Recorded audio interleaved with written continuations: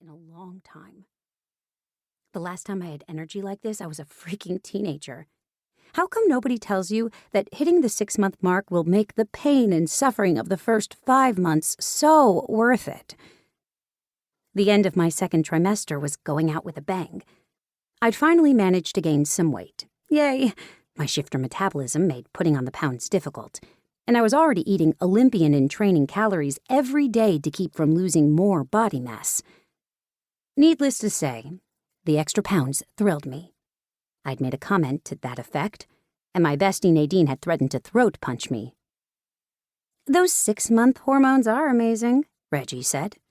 Her glossy black hair was pulled back into a messy bun. She wore a lavender razorback tank top with matching leggings. Even her tennis shoes were lavender.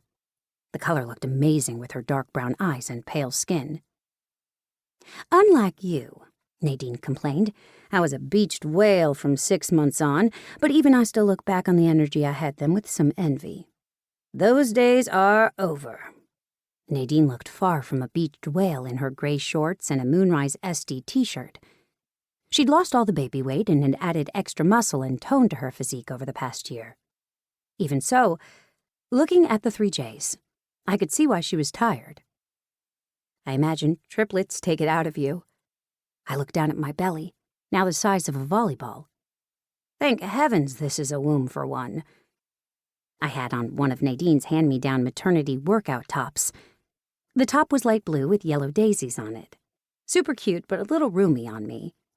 I didn't mind one bit, though. I was grateful that Nadine still had maternity clothes to give. She'd originally planned to give them to Goodwill, but after she boxed them up, she'd forgotten they were in her garage. Goodwill's loss was my gain. 1 or 3. Nadine flicked her hand in a gesture of dismissal. "It's all exhausting. Enjoy the surge while you got it. That's when all the nesting happens." I hadn't started nesting yet.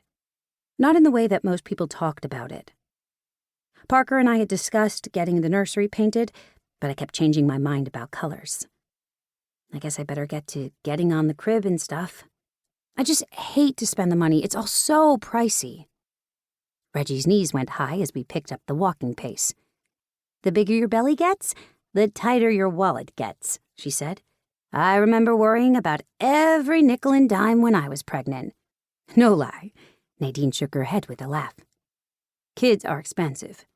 The diapers and food for these 3 are like adding a mortgage to our monthly expenses. But don't you even worry about a crib. I have 3 of them that are about to go into storage." When I gave her a surprised look, she sighed and said, "Journey's figured out how to crawl over the top of the rail, and she's rallied the troops for a full-on mutiny. I'm convinced that girl is either going to be a rocket scientist or a criminal mastermind." Not my Journey. I reached over the top of the stroller and tweaked her cherubic cheek. She gave me a magnificent, open-mouthed smile that showed off her 4 top teeth. "She's an angel." Nadine snorted. "Not even. I found her, Jer Bear, and J-Man sleeping under her crib this morning with a package of chocolate chip cookies empty next to them. I'd put the darn cookies in a top kitchen cabinet. I have no idea how they got up there to get them. And you know, Buzz has great ears." She looked exasperated. He swears he didn't hear a darn thing. Anyhow, we're investigating in toddler beds this week. The story made me laugh hard. Reggie was right there with me. "It's not funny, you guys," Nadine whined. "It kind of is," Reggie said with a snort. Nadine flipped us off and we laughed even harder. "Whatever." She adjusted her shorts. "You guys are mean. Have you been getting any weird cravings? I wanted bean burritos all the time. The farting was horrible." "I crave everything," I told her. "Lots of spicy food, too. I mean, I like heat, but I've been taking it to some 5-alarm extremes lately. At least it hasn't been giving me any heartburn." Reggie grinned. "I had heartburn my entire pregnancy." "They say that chronic heartburn when you're pregnant means your baby will be born with a full head of hair," I said. "Is that true?" "Cece had a mess of black hair, so it might be true," Reggie mused.